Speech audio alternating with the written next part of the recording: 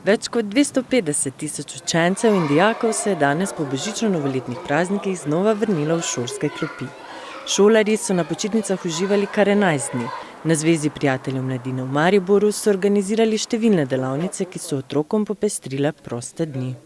Ja, to so bile počitniške delavnice za otroke in sicer smo imeli letos na temo snežink, tako da smo izbrali med različnimi idejami izdelke, ki so ali podobni snežinkam ali pa da so pač na nek način v tem zimskem vzdušju. Pred novoletnimi počitnicami smo pa imeli tudi možnost, da so otroci prišli pa si ustvarili kakšne izdelke, ki so jih lahko tudi podarili. Novoletne počitnice pa prvomajske počitnice so še take, ki so kombinirane s prazniki, pa imajo verjetno starši tudi kaj več še dodatnega dopusta poleg praznikov in so malo več doma, tako da kljub temu je kakih 30 do 50 otrok dnevno v teh 3 dneh obiskovalo delavnice, drugače pa veliko več otrok pa je seveda se v tem prazničnem času udeleževalo vseh tistih srečanj, kjer je bil Dedek Mraz v glavni vlogi. To so bile njihove druge in tudi najdaljše počitnice pred koncem šolskega leta. Šolarji so pred novoletnimi počitnicami v šolske klopi zadnjič sedli 22. decembra. Kako težka je vrnitev po tolikšni odsotnosti in kako vpliva na otroke, pa tudi učitelje smo povprašali na mariborski osnovni šoli Martin Konšak.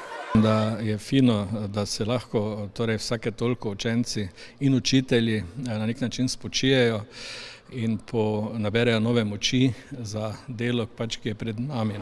Počitnice so preživljali različno. Medtem ko so najmlajši nestrpno pričakovali obisk božička z darili, so se večji veselili prazničnega oddiha in šole niso pogrešali.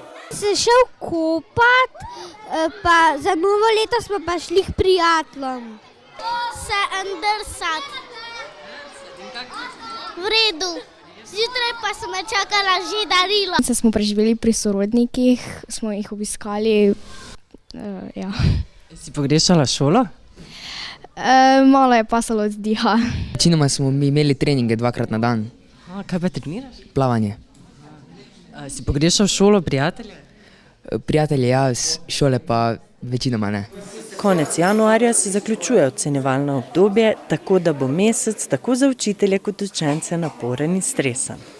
Zdaj pač prvega ocenjevalnega obdobja bo konec, kar pomeni, da bomo dobili še zaključne ocene, tako da bo kar naporno zdaj verjetno do konca januarja. Jaz mislim, da je že Manja povedala, da se je treba pripraviti in boriti za ocene, oziroma nekateri želijo biti uspešni in bo za otroke kar stres, kakor tudi za učitelje. Saj iz lastnega vidika vam moram povedati, da učenje otrok je proces, ki ga rada izvajam, spraševanje pa je tudi zame muka. Pred koncem šolskega leta jih čakajo še enotedenske zimske počitnice, ki bodo tudi letos v 2 delih v drugi polovici februarja. Šolarji podravske regije bodo s počitnicami začeli 26. februarja, konec aprila pa bodo uživali še v prvomajskem počitnikovanju.